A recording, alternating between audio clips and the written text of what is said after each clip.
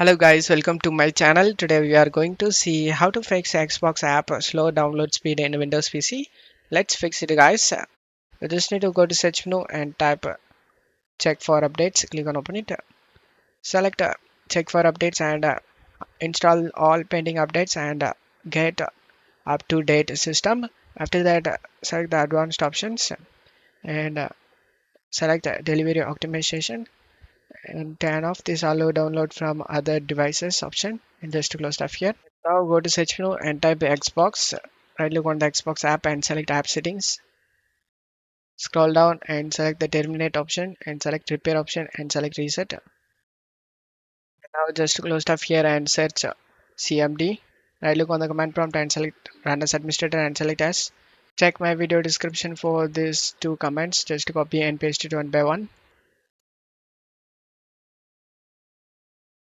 After finishing both commands, just close stuff here and restart your PC. After restarting your PC, your problem should be fixed. And that's it for today's video, guys. Give me a like and subscribe. Thank you.